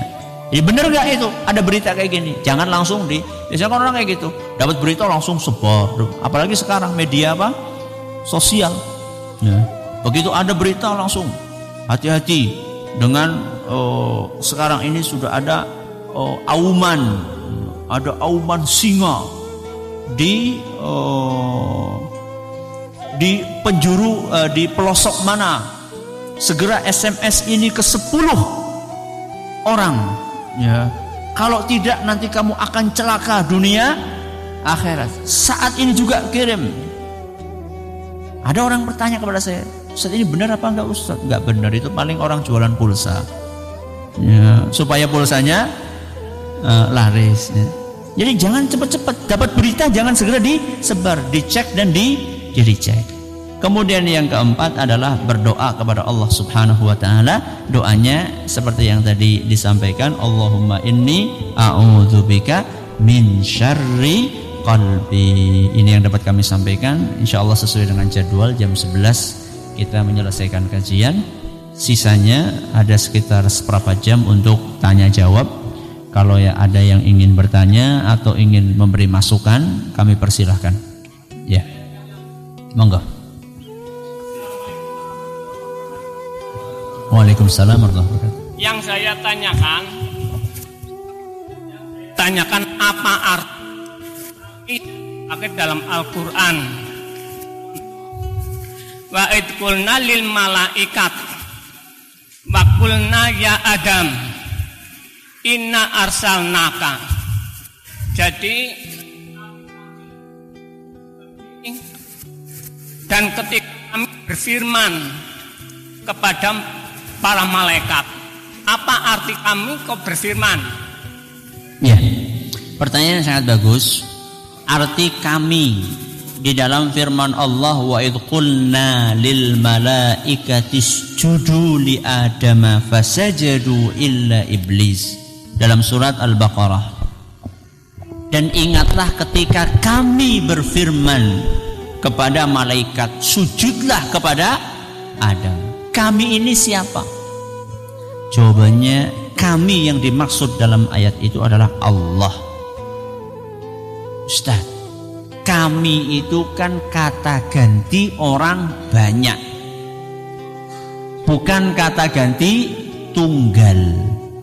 Kalau kata ganti tunggal pakainya aku. Wa idh qultu, bukan wa idh qulna.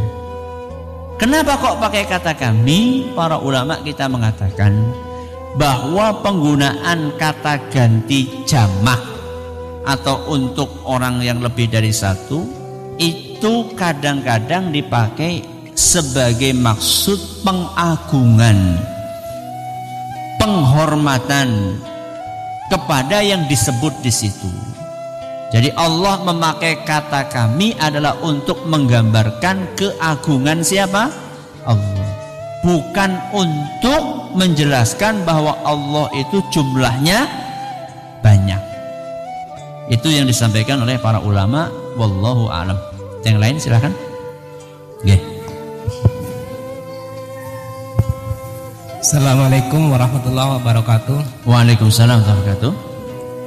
Apakah ada kaitannya antara penyakit hati dengan gen manusia? Misalnya banyakkan orang tua itu menurunkan, misalnya pemarah, orang tuanya pemarah, anaknya itu kebanyakan ikut pemarah. Terima kasih, jazakallah. Ya. Apakah gen itu bisa nurun? Orangnya, orang tuanya pelit, anaknya pelit. Apakah mungkin nurun? Mungkin. Mungkin. Mungkin iya, mungkin tidak. Seperti itu loh, diabetes. Nah, penyakit apa? Diabetes. Gak mesti anaknya kemudian diabetes. Kadang nurun, kadang tidak. Kenapa? Karena memang berpengaruh. Ya. Orang tua itu berpengaruh kepada anaknya. Makanya di dalam agama kita, calon itu harus milih. Ya. Karena maaf, anak itu kan gabungan antara dua air. Airnya laki-laki dan airnya perempuan. Dan masing-masing air itu membawa sifat. Ya. Misalnya ibunya putih, bapaknya hitam. Ya. Tapi bapaknya pinter, ibunya enggak patia pinter. Nanti jadinya anaknya putih pinter. Nek dadine kayak gue. Atau kemungkinan yang lain, anaknya ireng bodoh. Ini kemungkinan semuanya ada. Dan itu bisa jadi, ya, bisa jadi bukan dari gen orang tua, bisa jadi dari gen kakeknya. Makanya pernah ada seorang Arab Badui datang kepada Nabi SAW. Ya Rasulullah, ini anak saya warnanya ini gak kayak saya, warna kulitnya gak kayak saya. Saya ini curiga, jangan-jangan istri saya ini selingkuh. Ya, misalnya dia kulitnya putih kok anaknya hitam, ini dari mana? Ya. Karena ini orang Arab Badui, maka Nabi SAW pakai pendekatan sesuatu yang bisa ditangkap oleh otaknya. Maka Nabi bertanya, apakah kamu punya onta? Apakah kamu punya onta? Punya, wahai Rasul. Apa saja warnanya? Macam-macam, ada yang coklat, ada yang abu-abu, ada yang merah, ada yang ini. Ada nggak di antara onta itu yang warnanya beda sendiri dari orang tuanya, dari induknya? Kata orang Arab, iya ada, wahai Rasul. Dari mana kok bisa? Ya, jantannya bapaknya onta itu abu-abu, ibunya abu-abu, ternyata anaknya merah. Dari mana itu merah?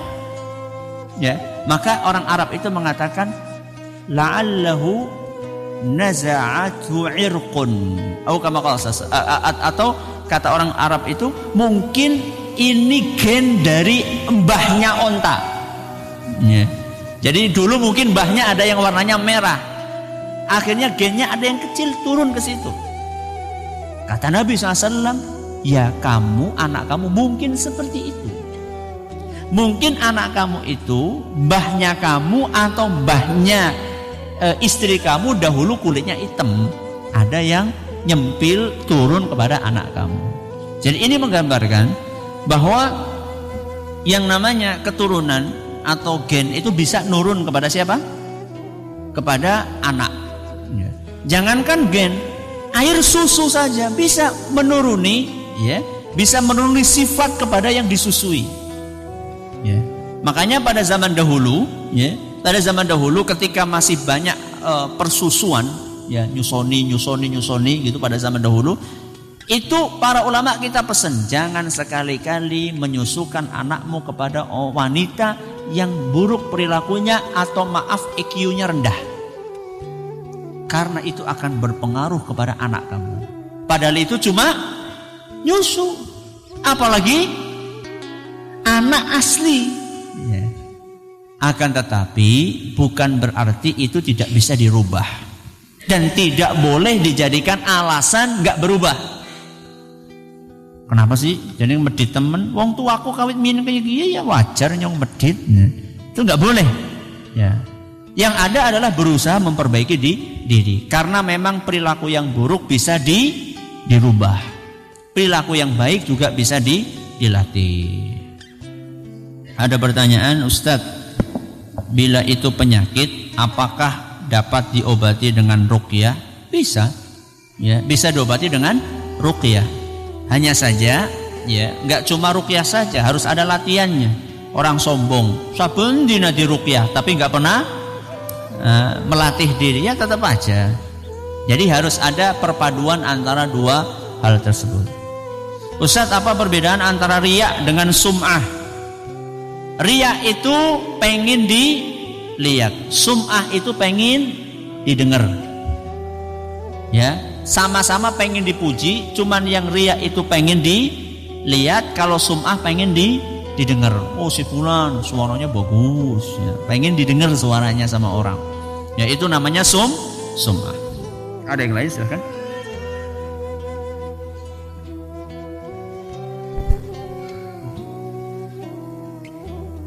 Oh gila. Gila itu penyakit apa? Apakah dapat diobati dengan ruqyah? Gila ya penyakit. Ya, gila itu penyakit jiwa. Apakah bisa diobati dengan ruqyah? Bisa.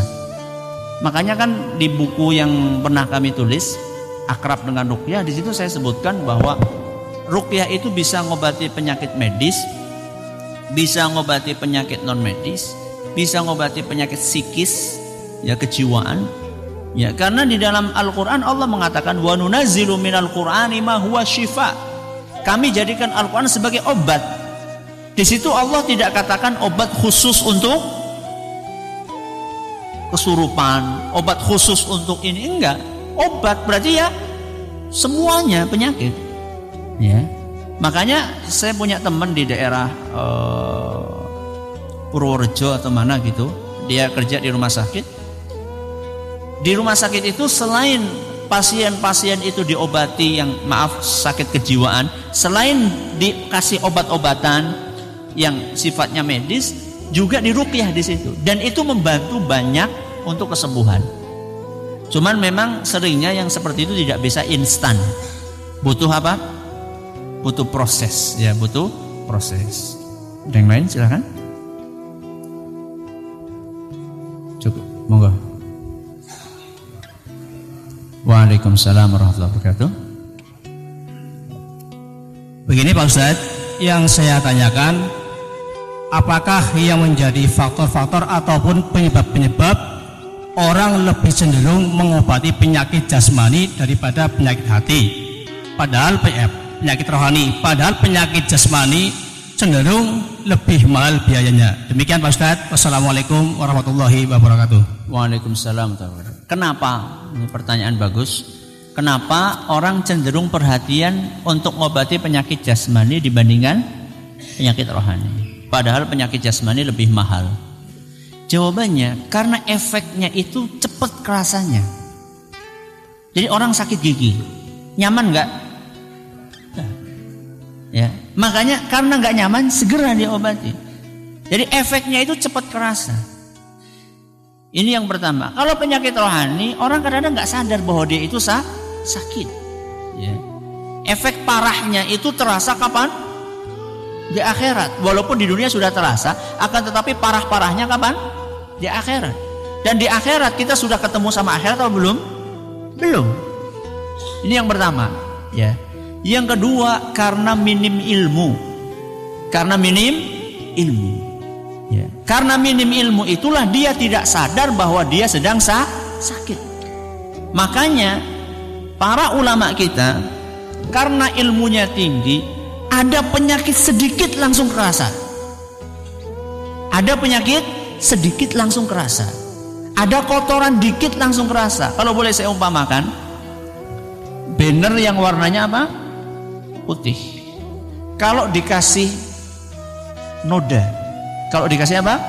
Noda, ya, hitam kayak gini, kelihatan enggak? Kelihatan.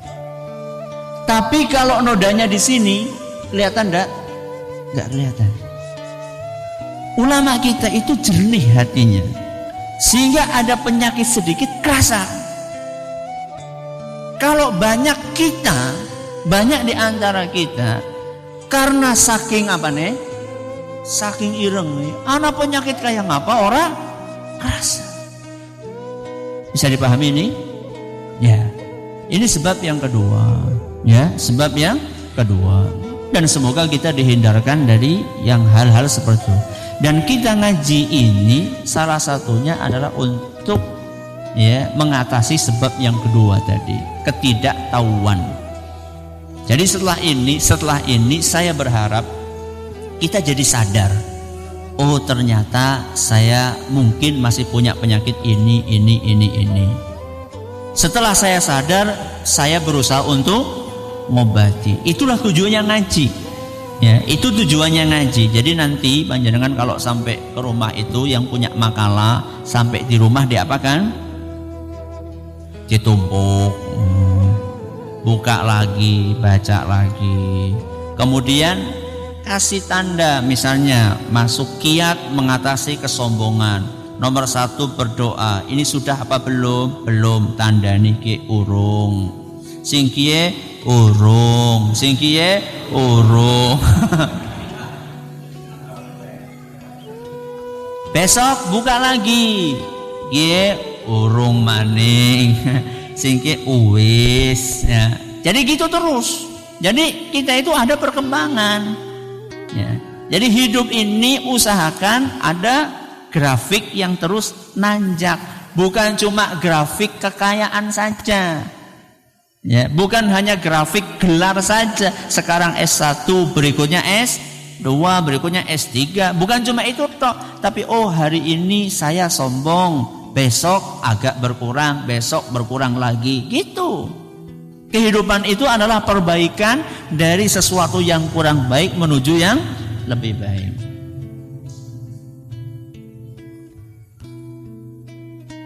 Tombok hati ada 5. Apa kalau orang tidak melakukan yang 5 itu bisa dikatakan orang tersebut hatinya sakit? Mungkin, ya, mungkin. Apa aja sih?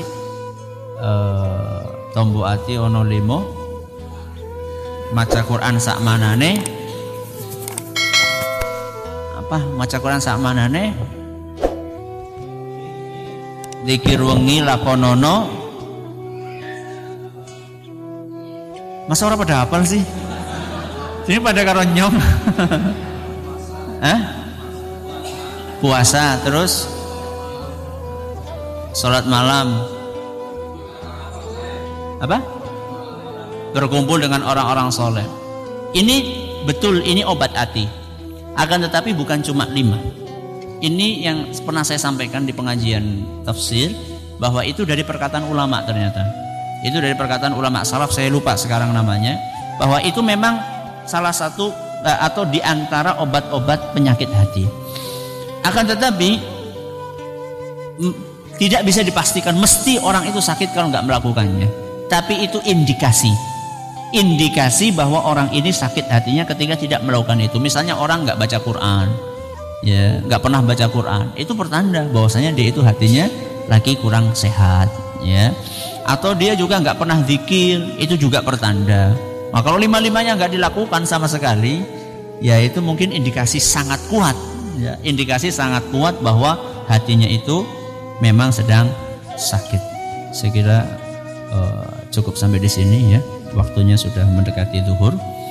Terima kasih atas perhatiannya. Mohon maaf atas segala kurangnya. Kita tutup dengan membaca Subhanakallahumma wa bihamdika asyhadu an la ilaha illa anta astaghfiruka wa atubu ilaik. Assalamualaikum warahmatullahi wabarakatuh.